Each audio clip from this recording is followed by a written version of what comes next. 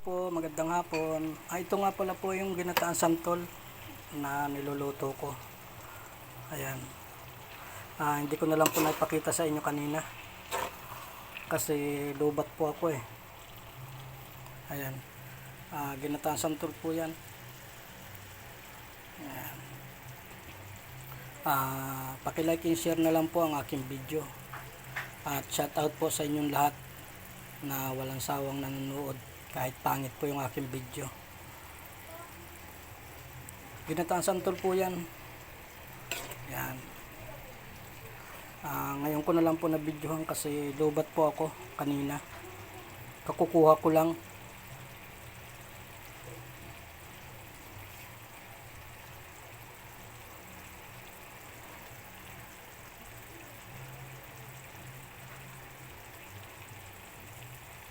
Ayan po. Ginataang santol po yan. May nagbigay po sa amin. Pinaluto. Niluto ko po yun. Ginataang santol. Galing daw po sa Bicol yung santol. Kaya niluto ko na ngayon. Hindi ko na lang po naipakita yung pagluluto ko kasi lubat po ako eh. Kukuha ko lang.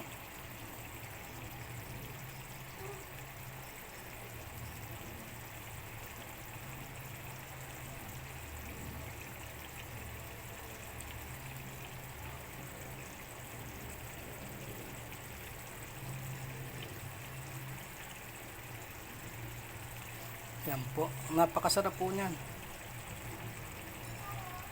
Yung nakikita po niyo mapulak, sili po yan.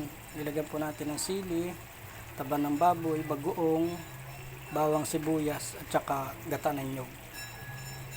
Yun po ang pinangluto po dyan. Yun po ang mga sangkap. Ayan. Patutuyuin na lang po natin at ating aahunin na po yan.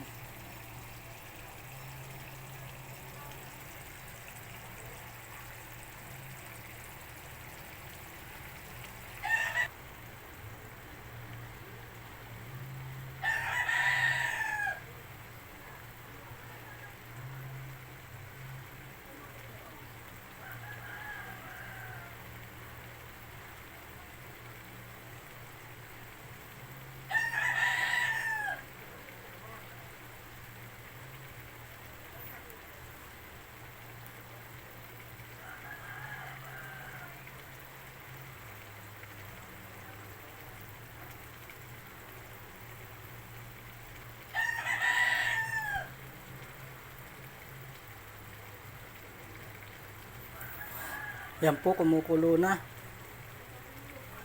Tutuyo-tuyuin lang po natin yan at ating aahunin na. Masarap po yan sa malamig na kanin. Yan po ang bagay dyan. Tapos may mga nilaga kayong okra, talong. Masarap po yan dyan. Yan po ang masarap ibagay dyan. Mga nilagang talong, okra. Yan po.